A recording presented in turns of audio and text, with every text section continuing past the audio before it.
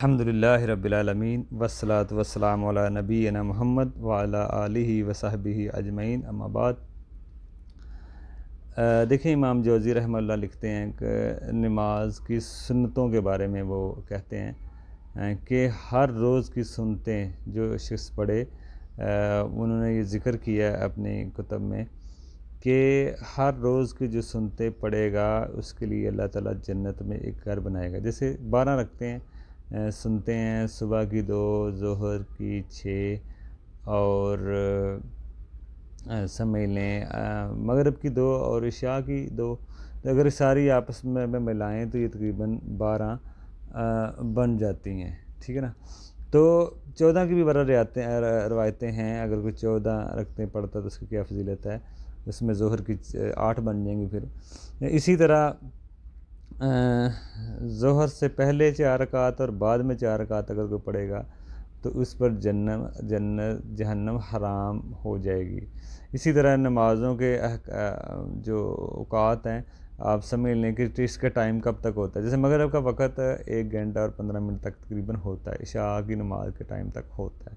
اسی طرح عشاء کا وقت جو ہے نصف رات تک ہوتا ہے، نصف رات عشاء مغرب سے لے کے فجر کا نصف، دیکھ لیں وہ 12 بن رہا ہے، 12:30 بن رہا ہے، 1 بن رہا ہے۔ بعض نے طلوع فجر تک بھی کہا ہے عشاء کا ٹائم، لیکن نصف رات تک یہ مسئلہ صحیح ہے۔ اسی طرح ظہر کا وقت عصر تک ہے۔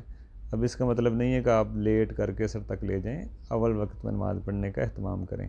اسی طرح عصر کا وقت مغرب تک ہوتا ہے، ٹھیک ہے نا، لیکن ہمیں اول وقت میں ہی نماز کا اہتمام کرنا چاہیے۔ اسی طرح نماز میں عورت کے سطر کا مسئلہ، دیکھیں اس چیز کو بھی سمجھا جائے۔ نماز میں عورتوں کا جو سطر ہے وہ دیکھیں اس میں بات بڑی اہم ہے، سطر صحیح ہونا چاہیے نماز میں، یہ شرط ہے۔ اگر کوئی عورت تنگ لباس پہن رہی ہے اور اسی طرح نماز پڑھ لے تو اس کی نماز نہیں ہے، کیونکہ یہ سطر چھپانے میں چیز نہیں آئے گی۔ نماز میں عورت کا چہرہ اور ہتھیلی کے علاوہ پورا جسم اس کا سطر ہے۔ دونوں پیروں کے بارے میں تو خیر علماء کا اختلاف ہے، جمہور اہل علم کی رائے تو یہی ہے کہ پیر کو بھی چھپانا واجب ہے۔ احناف اور امام ابن تیمیہ کہتے ہیں کہ پیر سطر میں داخل نہیں ہے، اختلاف سے بچیں، بہتر یہ ہے کہ پیر کو بھی ڈھانپ لیں، بالوں کو بھی ڈھانکنا واجب ہے، ڈھانپنا اچھی طرح ڈھکنا واجب ہے بالوں کو بھی، کیونکہ اللہ تعالیٰ دوپٹے کے اوڑھنے کے بغیر نماز قبول نہیں کرتا۔ تو عورتوں کو چاہیے کہ وہ اچھی طرح اپنے آپ کو سطر اچھی طرح اپنا وہ کر لیں، پھر وہ نماز پڑھیں۔ اور عورت کو 3 کپڑوں میں نماز پڑھنی چاہیے، جیسے قمیض، شلوار، دوپٹہ، یہ بہتر ہے، بہتر ہوگا عورت کے لیے۔ اور بالغ عورت کو احتیاط سے کام لے، نماز کے دوران بال نظر نہیں آنے چاہیے عورتوں کے، ٹھیک ہے نا، اور نہ ہی دوپٹہ پتلا ہو کہ بال نظر آئیں، ورنہ نماز نہیں ہوگی۔